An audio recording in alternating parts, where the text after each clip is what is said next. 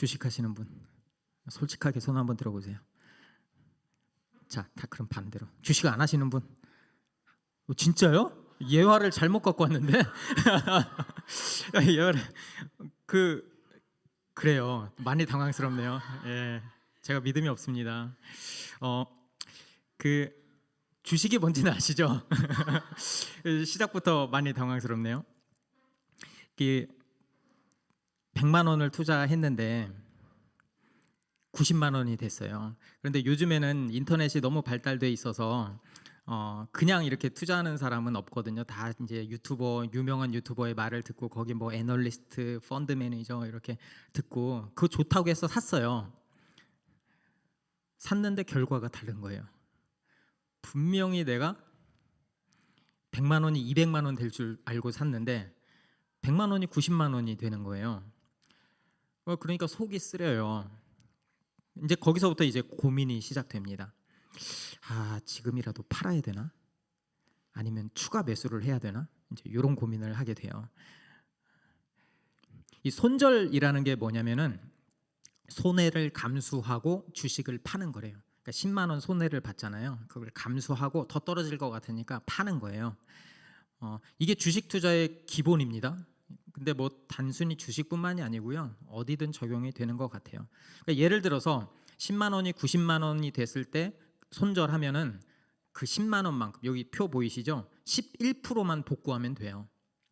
그런데요, 여기서 이렇게 버티는 분들이 계세요. 오를 거야. 그런데 50%까지 떨어지면요, 나중에 2배가 올라야 돼요. 100%가 올라야 되는 거죠. 90%가 떨어지면요, 그러면은 10배가 올라야 되죠. 그러니까 불가능한 거예요, 거의.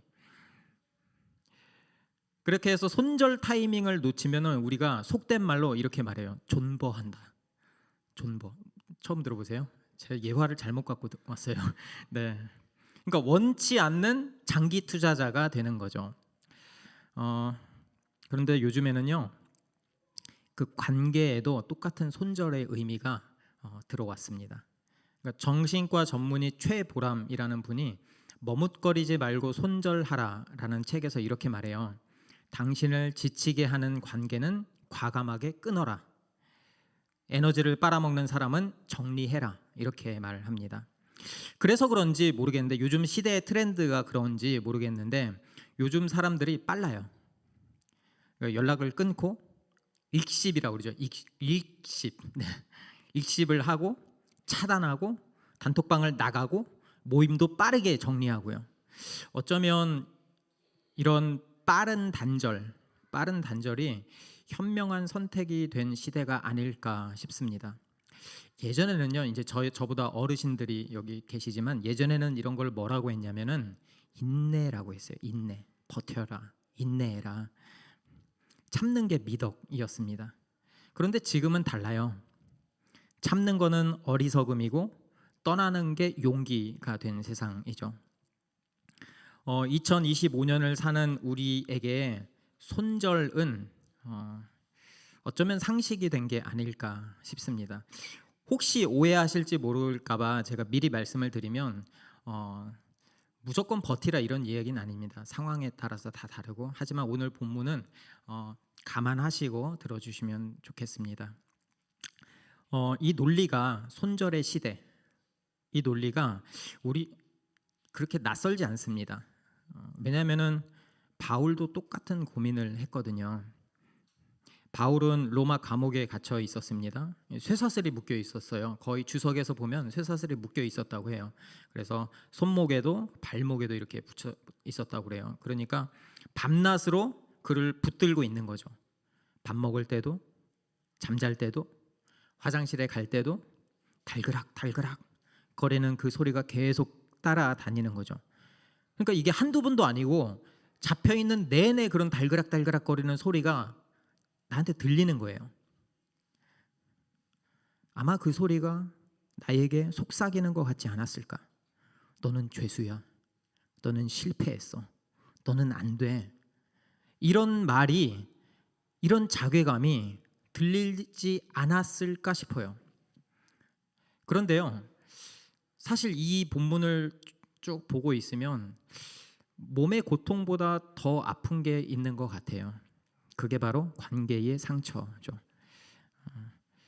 바울이 감옥에 갇힌 틈을 타서 어떤 사람들은 불순한 동기로 복음을 전하기 시작합니다. 17절 이렇게 나와요. 그들은 나의 감옥 생활에 괴로움을 더하게 하려는 생각을 품고 있습니다. 그러니까 바울의 그 감옥에 갇힌 그 고통을 발판 삼아서 이제 내 시대다. 쟤 없으니까 내 영향력을 키울 수 있는 절호의 기회다라고 생각을 한 거예요. 등 뒤에서 칼을 꼽아버린 거죠. 함께 복음을 위해서 싸워야 할 동역자들임에도 불구하고 배신한 거죠. 바울의 상태를 보세요. 몸은 갇혀 있고 관계는 무너졌고 미래는 보이지 않습니다. 살지 죽을지 모르는 상황이 바울의 상태죠. 그러니까 이 비참함을 이게 말로 다 할 수가 없었을 거예요. 그때 바울의 심정을 이렇게 표현합니다. 23절입니다. 나는 이 둘 사이에 끼어 있습니다. 내가 원하는 것은 세상을 떠나서 그리스도와 함께 있는 것입니다. 떠나고 싶다는 거예요. 차라리 다 포기하고 죽는 게 낫겠다는 거예요. 모든 고통과 배신, 쇠사슬의 무게를 단번에 손절해버리고 싶은 그 마음, 이게 바울의 솔직한 심정이었어요. 바울만 그랬을까요? 이 극한의 고통 앞에서 차라리 죽는 게 낫겠다라고 생각한 사람이요. 제가 그래서 이 본문의 의미를 가장 잘 표현하는 책이 뭐가 있을까 한참 찾았다가 이 책을 하나 찾았어요. 넘겨주세요. 빅터 프랭클의 죽음의 수용소에서라는 책입니다. 혹시 읽어보신 분 있으세요? 없어요? 네. 이 책은 인간이 죽음 앞에서 얼마나 연약한지를 보여줍니다. 정신과 의사였어요. 근데 유대인이었어요. 그래서 아우슈비츠로 끌려가서 3년을 보냅니다. 그곳에서는 이름도 직업도 출신도 없어요. 그저 수감번호 119번, 104번 이렇게만 존재했죠.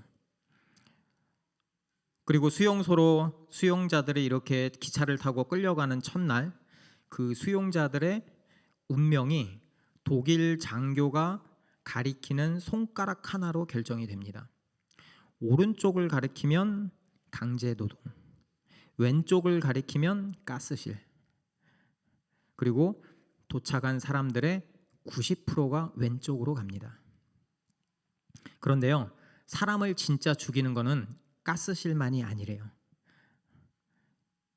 희망을 잃어버리는 거야말로 가장 확실한 사형 선고라고 합니다. 그래서 프랭클이 이 동료, 미래에 대한 믿음을 잃어버린 한 동료의 마지막을 이렇게 기록합니다. 어느 날 아침 그는 막사에서 나오기를 거부했다. 어떤 설득이나 위협, 구타에도 반응하지 않았다. 그냥 자리에 들어 누워 버렸다. 결국 그는 며칠 안에 죽음을 맞았다. 희망이라는 마지막 끈이 끊어졌을 때 생명의 의지도 함께 끊어진 것이다. 여기서 어떻게 해야 되죠? 여기서 살으려면 이 극한의 환경에서 인간들은 살아남기 위해서 스스로를 보호하는 방어 기제를 작동시킨다고 해요. 그게 바로 무감각이라고 합니다.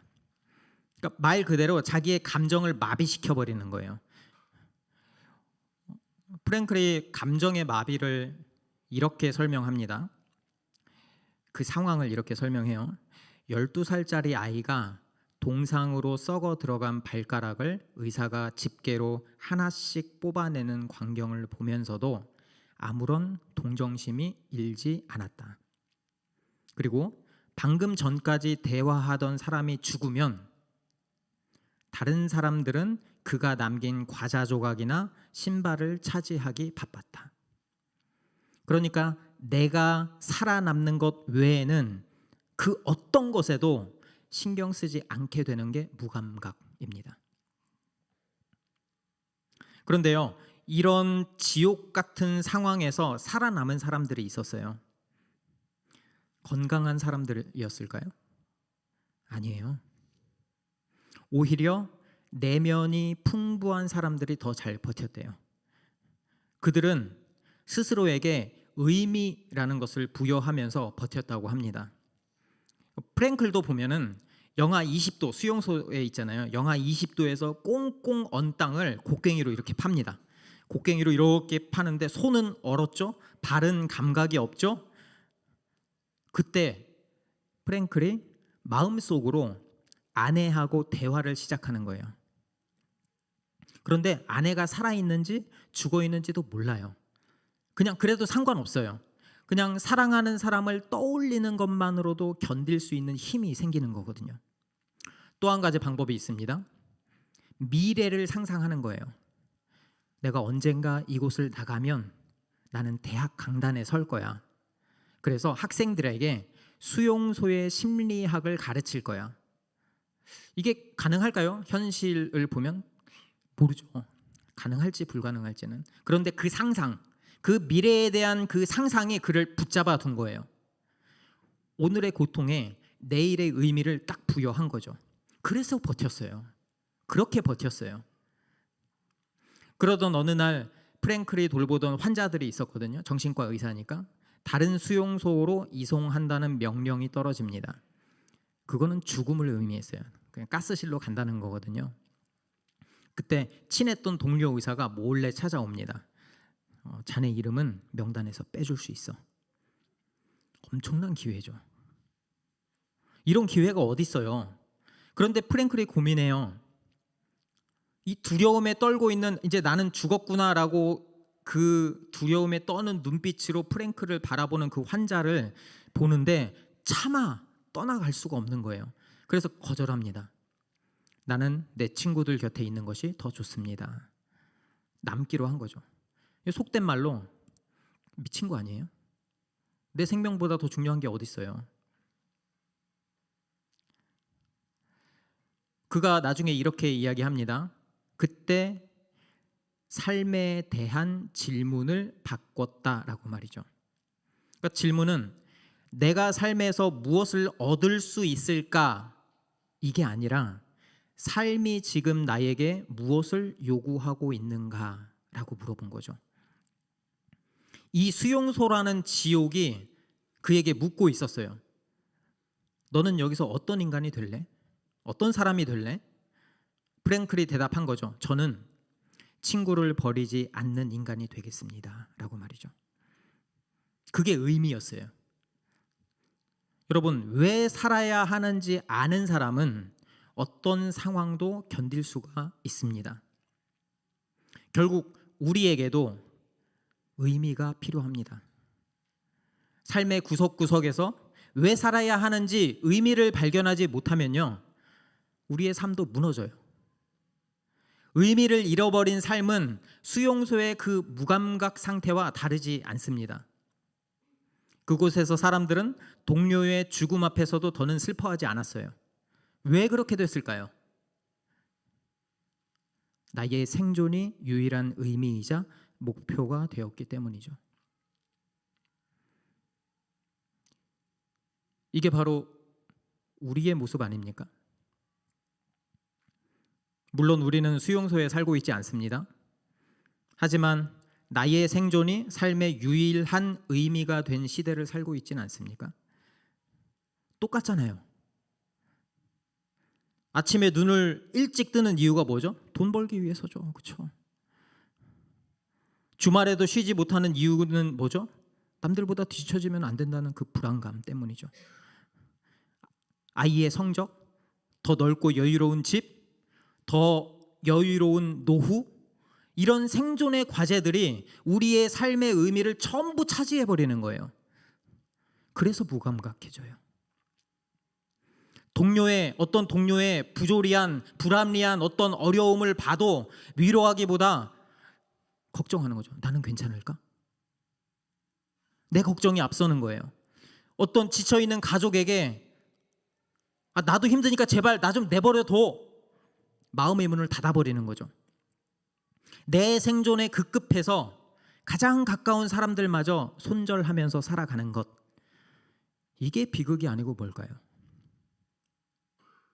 의미 없이 살아남기만을 위한 삶. 이게 진짜 살아있는 거라고 말할 수 있을까요? 프랭클이 지옥 같은 이 수용소에서 발견한 진실이 여기 있습니다. 생존 자체가 목적이 되면 우리는 결국 인간이기를 포기하게 된다고 말이죠. 그런데 살아야 할 분명한 의미를 발견하면요, 그 어떤 고통도 견딜 수가 있습니다. 다시 한번 바울의 이야기로 한번 돌아가 볼까요? 바울의 모든 악조건, 그 상황과 감정이 바울한테 말하고 있어요. 이제 그만 떠나라고, 손절하라고. 얼마나 힘들었으면, 너무 이해가 되잖아요. 얼마나 힘들었으면 바울이 나는 삶과 죽음 사이에 끼어 있다 이렇게 말할까요? 정말 바울이 진짜 원했던 건 주님 품에 안기는 거였어요. 모든 짐을 내려놓고 이 지긋지긋한 고통과 작별하는 거, 그게 바로 바울의 진심이었습니다. 그런데요, 바울은 남기로 결정합니다. 24절입니다. 내가 육신으로 남아있는 것이 여러분에게는 더 필요할 것입니다. 놀라운 일이에요. 바울은 자신의 가장 간절한 소망, 하늘의 안식을 스스로 포기합니다. 그리고 고통의 자리, 배신의 상처, 죽음의 위협이 도사리고 있는 이 현실 한복판으로 다시 걸어 들어가는 거죠. 무엇이 그를 그렇게 만들었을까요? 이유는 하나였어요. 자신이 이 땅에 머무르는 게 빌립보 성도들에게 더 유익하기 때문입니다. 공동체의 유익과 성숙이 그의 삶을 이끄는 새로운 의미가 된 거예요. 여러분, 여기서 좀 이상한 점 느껴지지 않으세요? 프랭클과 바울, 언뜻 보면은 두 사람의 선택이 비슷해 보입니다. 자신의 생존보다 타인을 위해 기꺼이 고통의 자리에 머무르는 선택. 아무나 할 수 없죠. 고귀한 결정이죠. 그런데요, 두 사람은 움직이는 동력이 완전히 다릅니다. 프랭클의 의미는 자기 자신에게서 왔어요. 삶이 나에게 무엇을 기대하는가라는 질문에 응답하려는 처절한 책임감이었습니다. 나에게서 내 안의 기억을 붙잡고 내 의지로 미래가 어떨 것이다 상상하고 내 힘으로 그 의미를 만들어낸 거예요. 그런데 거기에는 명확한 한계가 있습니다. 왜냐하면 내가 만들었으니까. 내 힘보다 더 클 수가 없거든요. 내가 만든 의미는 결국 나의 연약함, 나의 한계, 나의 죽음이라는 그 테두리 안에 갇혀 있는 거예요. 그러니까 이 싸움은 내가 무너지는 순간 같이 무너지는 거고요. 그게 아니더라도 죽음이라는 거대한 파도 앞에서 힘없이 부서지는 모래성과 같습니다. 그래서 우리한테는 다른 종류의 의미가 필요해요. 한계가 명확하니까. 내가 필사적으로 만들어내는 의미가 아니라 나에게 주어지는 의미, 내 안에서 나오는 게 아니라 내 밖에서 오는 의미, 나의 연약함과 죽음까지도 이겨내는 더 큰 힘을 가진 그 의미가 필요합니다. 그 압도적인 의미가 우리한테 주어질 때 우리는 비로소 이길 수 없는 것들을 이겨낼 힘을 얻게 됩니다. 그거는 철학이나 가르침이 아니죠. 그건 역사 속으로 들어온 하나의 사건입니다. 하나님이 우리를 포기하지 않으셨다는 사건, 우리를 손절하지 않으셨다는 그 사건 말이죠. 로마서 5장 8절에 이렇게 기록해요. 함께 읽어볼까요? 시작. 그러나 우리가 아직 죄인 되었을 때에 그리스도께서 우리를 위하여 죽으셨습니다. 우리가 가장 연약할 때, 이기심과 무감각으로 바닥을 치고 있을 바로 그때 하나님이 우리를 찾아오신 거예요. 우리가 하나님을 찾은 게 아니고요, 하나님이 먼저 우리에게 찾아오신 거예요. 그 머무름의 절정이 십자가였죠. 여러분, 십자가는 인류의 모든 손절이 모인 자리였습니다. 제자들이 예수를 버리고 도망쳤고요, 군중들은 그를 조롱했고요, 하나님마저 침묵하셨어요. 그래서 예수님이 절규하는 거죠. 나의 하나님, 나의 하나님, 어찌하여 나를 버리시나이까. 여러분, 사실 그분은 얼마든지 그 고통을 손절하고 내려오실 수 있었어요. 능력이 있었거든요. 그런데 끝까지 그 자리에 머물렀습니다. 우리의 배신과 죄악, 모든 결과를 온 몸으로 받아내신 거예요. 그러니까 십자가는 우리가 도저히 갚을 수 없는 그 실패의 빚을요, 하나님께서 아들 예수의 생명으로 갚아주신 사건입니다. 그래서 세상에서 볼 때 십자가는 실패처럼 보였지만 사실은 가장 위대한 승리였던 것이죠. 그리고 부활은 그 승리가 진짜라는 하나님의 선포입니다. 만약 예수님이 죽음으로 끝났다면 그분의 사랑도 실패했겠죠. 그러나 하나님은 예수님을 죽음에서 다시 살리셨고요, 인간의 모든 의미를 무효로 만드는 가장 강력한 힘, 죽음의 권세가 마침내 깨어졌다고 선포한 것이죠. 이 십자가와 부활 사건 때문에 우리의 신분이 바뀌었습니다. 이제는 죽음을 이기고 부활하신 그리스도, 그분 자신이 우리의 살아있는 소망이 되신 거죠. 그래서 그분이 우리의 산 소망이 되시는 거예요. 이게 프랭클과 바울의 결정적인 차이입니다. 프랭클은 절망 속에서 희망을 스스로 만들어내야만 했어요. 얼마나 대단해요. 그런데 바울은, 그리고 오늘 우리는 다릅니다. 우리는 죽음을 이기신 부활의 주님을 선물로 받은 거예요. 그러니까 이 소망은 나는 할 수 있다는 자기 확신이 아니라 이미 우리에게 찾아와서 함께 한다는 그 약속을 붙드는 거예요.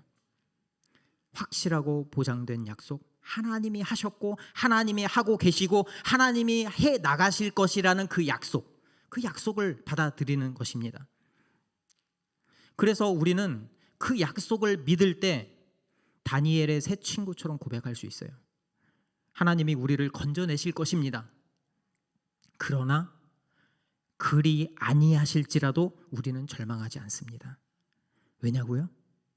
죽음마저도 우리를 이 살아있는 소망에서 끊어낼 수 없기 때문이죠. 여러분, 교회 왜 다녀요? 물어보면 천국 가려고요 하잖아요. 여러분, 이 살아있는 소망은 죽은 후에 받는 보험이 아닙니다. 오늘을 버티고 오늘을 걸어가게 하는 능력이에요. 그러니까 바울을 보세요. 바울은 이 힘을 더 이상 자기 보호에 쓰지 않았습니다. 오히려 공동체를 살리는 데 그 힘을 사용했어요. 참 이상하죠. 세상은 너무 많이 내주면은 네가 소진돼, 네가 고갈돼 이렇게 가르치잖아요. 그래서 손절하라고 하잖아요.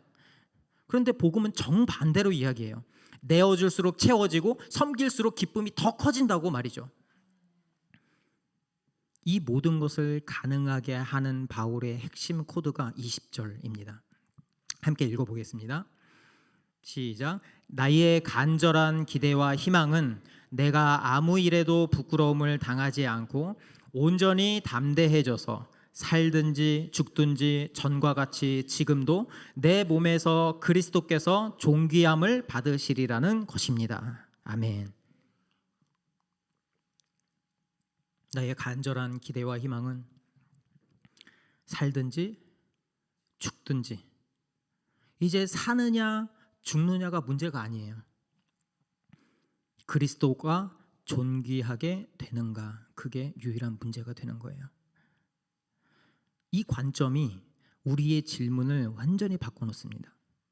이 자리를 손절해야 되나가 아니라 이 자리에서 어떻게 그리스도를 존귀하게 할까로 바뀌는 거죠. 그 결과가 25절, 26절입니다. 함께 읽어보겠습니다. 큰 소리로 시작. 나는 이렇게 확신하기 때문에 여러분의 발전과 믿음의 기쁨을 더하기 위하여 여러분 모두와 함께 머물러 있어야 할 것으로 압니다. 내가 다시 여러분에게로 가면 여러분의 자랑거리가 그리스도 예수 안에서 나 때문에 많아질 것입니다. 아멘. 나는 확신한다. 나는 안다. 이게 막연한 희망이 아니라요, 그의 영혼이 이미 빌립보 성도들과 함께 있다는 선언이에요. 1000km가 넘게 떨어져 있는데 이미 함께 있다라는 선언이에요. 감옥에 쇠사슬에 묶여 있지만 그의 기쁨은 이미 빌립보에 가 있는 거예요. 그 성도들이 믿음으로 자라는 게 보이는 거예요. 믿음이 깊어지는 소리가 들리는 거예요. 그게 감옥의 쇠사슬 소리보다 더 크게 들리는 거예요. 그 사람들이 이렇게 말하는 거예요. 내가 바울 때문에 우리가 그리스도를 더 잘 알게 됐다고. 이 기쁨의 소리가 더 크게 들리는 거예요. 이게 선물로 받은 소망이 가진 진짜 능력입니다. 우리의 몸이 어디에 있든지, 상황이 어떠하든지 그리스도 안에서 우리를 공동체로 이어주고 서로를 세우는 그 기쁨 때문에 함께 지체로 참여하게 되는 것, 이게 살아있는 소망을 가진 사람들의 결과예요. 반응이에요. 여러분, 이렇게 말씀을 들어도 저도 알아요. 당장 이 문을 박차고 나가는 순간 또다시 손절하고 싶은 순간이 올 거라는 걸. 예배 잘 마치고 싸울 수도 있고요. 일터에서 또 얘는 손절해야 되는데, 제가 미리 말씀드렸지만 모든 상황을 말씀드리는 건 아니에요. 불합리한 상황에서는 손절해야 됩니다. 우리를 지치게 하는 그 일터, 마음이 엇갈리는 그 가족, 세상은 계속 이야기할 거예요. 떠나는 게 답이라고. 그게 너를 지키는 길이라고. 손절하라고. 거기서 우리가 질문을 바꿔야 돼요. 떠나야 하나 남아야 하나, 그것을 넘어서 이 자리에서 어떻게 그리스도를 존귀하게 할까라고 말이죠. 그리고 우리의 기도가 거기에서 시작됩니다. 주님, 저는 떠나고 싶어요.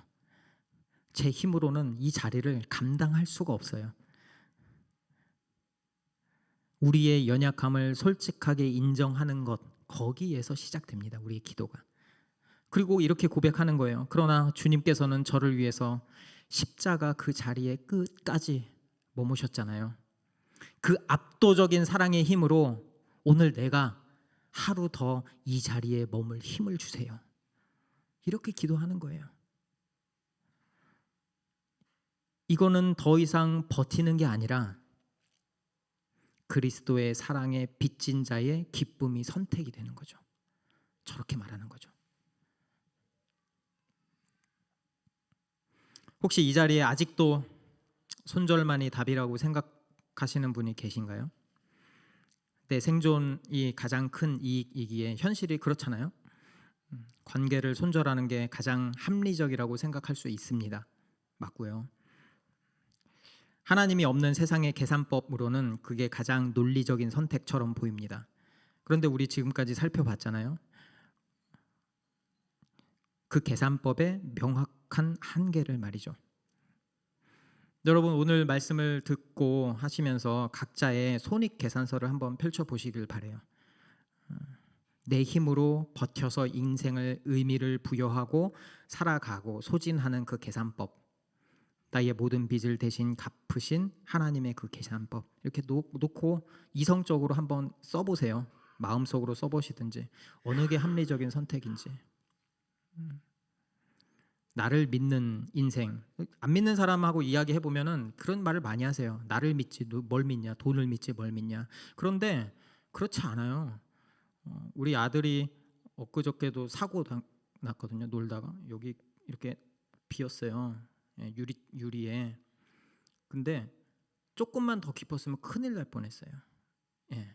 근데 너무 감사하게 머리카락만 싹 이렇게 살짝 땜빵 날 것 같아요. 저희가 저희의 힘으로 할 수 있는 게 뭐가 있어요? 솔직히 없어요. 우리 막내 그 전에 또 교통사고 나서 날아갔잖아요. 크게 다쳐도 할 말이 없어요. 여러분, 우리의 인생을 우리가 어떻게 장담해요? 돈이 있으면 됩니까? 명예가 있으면 됩니까? 안정적인 직장이 있으면 됩니까? 노후 자금이 있으면 됩니까? 그냥 바로 하나님이 데려가시면요. 여러분, 계산을 명확하게 해보세요. 어떤 게 진짜 냉철하게 이성적으로 내 힘으로 가는 것과 하나님이 있다고 믿고 그분을 의지하는 것, 어떤 게 진짜 손익계산서에 이익이 되는 것인지, 그게 손절인지 아닌지, 선택이 여러분 몫이에요. 손절의 시대를 사는 우리에게 복음은 다른 길을 보여줍니다. 떠나는 게 아니라 머무르는 길, 끊어내는 게 아니라 품어내는 길. 이게 십자가에서 우리를 끝까지 사랑하시는 그리스도의 방식입니다. 여러분, 우리 모두가 이 새로운 계산법으로 살아가는 공동체가 됩시다. 서로가 서로에게 기꺼이 디딤돌이 되어줄 때 우리 교회는 살아있는 증거가 될 겁니다. 하나님 나라의 손익계산서가 얼마나 놀라운 흑자를 남기는지 보세요. 참여하세요. 세상이 결코 줄 수 없는 진짜 기쁨, 진짜 의미가 바로 여기 있다는 걸 우리가 보게 될 거예요. 그게 우리가 증명하는 예수 그리스도를 존귀하게 하는 우리의 선택이에요. 우리가 살아있다는 증거가 되는 겁니다. 그게 교회예요. 우리 모두 이런 공동체, 예수 그리스도를 존귀하게 여기는 주님의 뜻에 맞게 나의 선택이 결정되는 그런 공동체가 되기를 바랍니다. 함께 찬양하면서 기도의 자리로 나아갔으면 좋겠습니다.